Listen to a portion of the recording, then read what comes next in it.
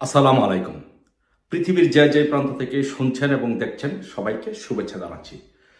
So আজকে একটি কথা বলতে চাই আমাদের দলের নেতাকর্মী এবং সকলের উদ্দেশ্যে এবং দেশবাসীর উদ্দেশ্যে একটি কথা বলতে চাই, যে সেটি হচ্ছে যে বাস্তবতা হচ্ছে যে বাংলাদেশে বিএনপি ক্ষমতা আসবে না এবং তারেক রহমানের আগে বাংলাদেশে আসবেন বঙ্গবন্ধু কন্যা শেখ হাসিনা। এই কথাটি মনে রাখবেন।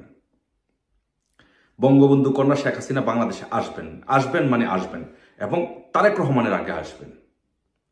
কারণ বাংলাদেশে এই 9 মাসে সেই পরিস্থিতি তৈরি হয়েছে। কিভাবে তৈরি হয়েছে আসেন আপনাদেরকে একটু বলি। নাম্বার 1, 5ই আগস্টের পূর্বে বঙ্গবন্ধু কন্যা শেখ হাসিনার নেতৃত্বে যখন বাংলাদেশ আওয়ামী লীগ সরকার ছিল, তখন এদেশের মানুষের নিরাপত্তা ছিল, সামাজিক নিরাপত্তা ছিল এবং অর্থনৈতিকভাবে মানুষ সমৃদ্ধ ছিল, মানুষের রুটি রুজি ছিল, আয় রোজগার ছিল, আইন শৃঙ্খলা পরিস্থিতি ভালো ছিল, দেশে একটা স্টেবল পরিস্থিতিতে ছিল। কিন্তু 5ই আগস্টের পূর্বে এরকম একটি ঘটনা হওয়ার পরে মানুষ ধরে নিয়েছিল যে হয়তো এরকম একটা পরিস্থিতির পরে 1 মাস 2 মাস বা কিছুদিন এরকম হতে পারে। কিন্তু এই প্রক্রিয়াটা যখন দীর্ঘদিন যাওয়ার পরে বাংলাদেশের যে অবস্থা সৃষ্টি হচ্ছে এবং এই জামাত শিবির সহ এই যে যুদ্ধ অপরাধী যে চক্রটা, দেশবিরোধী যে চক্রটা, যারা পাকিস্তানের অখণ্ডতা চায়, তারা বাংলাদেশে দিন দিন এমন কাজকর্ম করছে, পাশাপাশি আমাদের অপোজিট রাজনৈতিক দল বিএনপি সারা বাংলাদেশে এমনভাবে ব্যাপকভাবে চাঁদাবাজি করছে যে নাম্বার 1, এটি হচ্ছে যে এখন একটা মানুষের মনে একটা বদ্ধমূল ধারণা হয়েছে যে বঙ্গবন্ধু কন্যা শেখ হাসিনার নেতৃত্বে, আওয়ামী লীগের নেতৃত্বে বাংলাদেশ ভালো ছিল। এটি হচ্ছে পাবলিক সেন্টিমেন্ট, পাবলিক পারসেপশন, এটি সারা বাংলাদেশে তৈরি হয়েছে। তার মানে হচ্ছে জনসমর্থন আওয়ামী লীগের এখন পক্ষে। এটা হচ্ছে জনসমর্থনের বিষয়। দ্বিতীয় বিষয়টাতে আসেন।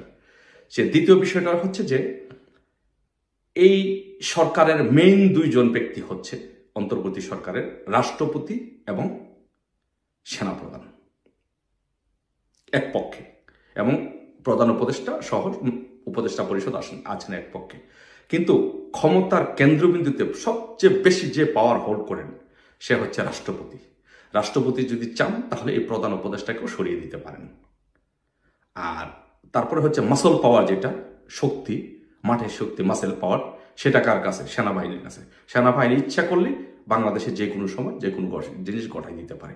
তাহলে এই সবচেয়ে যে বড় 2টা শক্তি, এই 2টা শক্তি এমনিতেই তো আওয়ামী লীগের নিয়োগ, রাষ্ট্রপতি আওয়ামী লীগের নিয়োগপ্রাপ্ত এবং সেনাপ্রধান আওয়ামী লীগের নিয়োগপ্রাপ্ত। তো যেহেতু তারা আওয়ামী লীগের নিয়োগপ্রাপ্ত, সেই জন্য তারা আওয়ামী লীগের প্রতি মোরলেস অবশ্যই একটা দুর্বলতা আছে, একটা আওয়ামী লীগের প্রতি একটা সহানুভূতি আছে। এখন এই সহানুভূতির বিপরীতে এই সহানুভূতিটাকে মাঠে এনে এই যে এনসিপি, জামাত এবং এই যে ইসলামিক মৌলবাদী দলগুলো, তারা চাচ্ছে যে সেনাবাহিনী প্রধানকে সরিয়ে দিতে। এবং সেনাবাহিনী প্রধান এটা ভালোভাবেই জানে, যদি সেনাবাহিনী প্রধানকে সরিয়ে দেওয়া হয় তাহলে তাকে গ্রেপ্তার করা হবে, তাহলে তাকে নির্যাতন করা হবে, তাকে জেলে যেতে হবে, তাকে অপমান হতে হবে, অপদস্থ হতে হবে। তো এখন সেনাবাহিনী প্রধানের হাতে একটা অপশন খোলা আছে, সেটা হচ্ছে বাংলাদেশ আওয়ামী লীগের উপর ভর করে সেনাবাহিনী প্রধানকে টিকে থাকার। এবং রাষ্ট্রপতি যদি থাকতে চায় তাহলে রাষ্ট্রপতিকে বাঁচতে হলে একটাই পথ আছে তার কাছে। যদি যেমন রাষ্ট্রপতি হামিদের, অ্যাডভোকেট আব্দুল হামিদ সাহেবের বিরুদ্ধে যেরকম হয়েছে, ওনার বিরুদ্ধে একই অবস্থা হবে। ওনাদের একটাই পথ হচ্ছে যে আওয়ামী লীগকে আঁকড়ে ধরে রাখা। এখন বাংলাদেশের সবচেয়ে যে বড় 2টা শক্তি, সেনাপ্রধান এবং রাষ্ট্রপতি, তাদের 2 জনের কাজ হচ্ছে আওয়ামী লীগকে আঁকড়ে ধরা, আওয়ামী লীগের কাঁধে ভর করে দেশটাকে রক্ষা করা এবং তারা নিজেরা রক্ষা পাওয়া। এই কারণে এখন বাংলাদেশের 2টা মেইন শক্তি, আপনারা দেখেন, একবার ভাবুন যে বাংলাদেশের 2টা মেইন পাওয়ার, একটা হচ্ছে মাসল পাওয়ার, যেটা মাঠ নিয়ন্ত্রণ করতে পারবে, আর একটা হচ্ছে এক্সিকিউটিভ পাওয়ার, যেটা কলমের খোঁচায় যা কিছু করতে পারবে। এই 2টা পক্ষই এখন, এই 2টা অংশই এখন আওয়ামী লীগকে ব্যাপকভাবে সমর্থন করছে। আওয়ামী চাচ্ছে যে এই দেশে আওয়ামী লীগ থাক। যদি আওয়ামী লীগ না থাকে তাহলে বাংলাদেশের অস্তিত্ব থাকবে না, স্বাধীনতা অস্তিত্ব থাকবে না, সার্বভৌমত্বের অস্তিত্ব থাকবে না এবং তাদের নিজেদের অস্তিত্ব থাকবে না। তার মানে এখন হচ্ছে আওয়ামী লীগের জন্য মাঠে আসার সকল দুয়ার খোলা। যে কোনো সময় আওয়ামী লীগ মাঠে আসবে।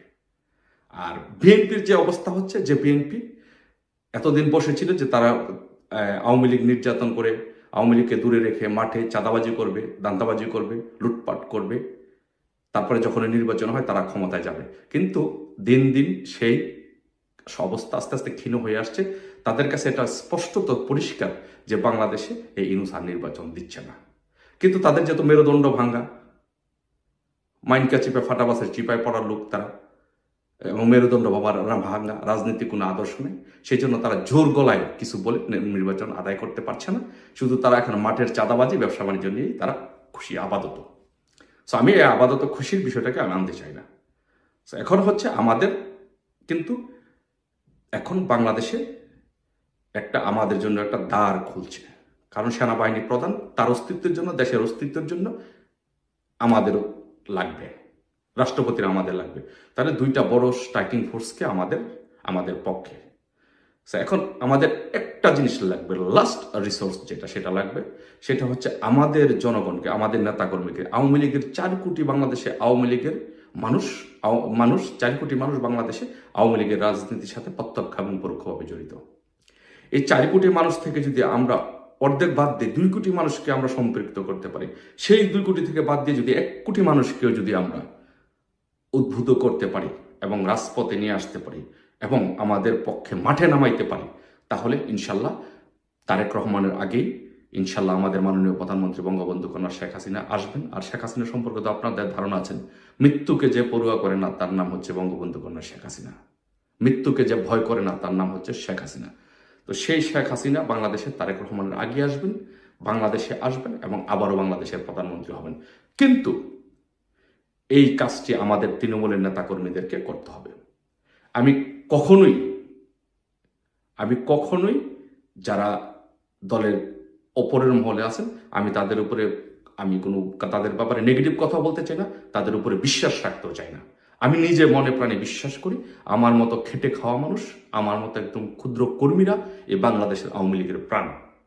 তো আসুন, আমি সকল আওয়ামী লীগের নেতাকর্মীদেরকেও বলবো, সজাগ থাকুন, প্রস্তুতি নিন, ঐক্যবদ্ধ থাকুন, রাজপথে নামার জন্য প্রস্তুতি নিন। বিজয় অনিবার্য, নিশ্চিত। ইনশাল্লাহ আমাদের প্রধানমন্ত্রী বঙ্গবন্ধু কন্যা শেখ হাসিনা বাংলাদেশে আসবেন, প্রধানমন্ত্রী হবেন। এই দেশ আমরা রাজাকারের আলবদরদের থেকে, আল শামসদের কাছ থেকে রক্ষা করবো ইনশাল্লাহ। কেউ রক্ষা করতে পারবে না এই রাজাকার আলবদর আল শামসকে। আর হাসনাতকে বলে দিতে চাই, হাসনাত, তুমি আওয়ামী লীগের নিষিদ্ধের জন্য বাংলাদেশে তুমি নেতৃত্ব দিয়েছ না? তোমার কবরে বাংলাদেশে রচিত হবে। তোমার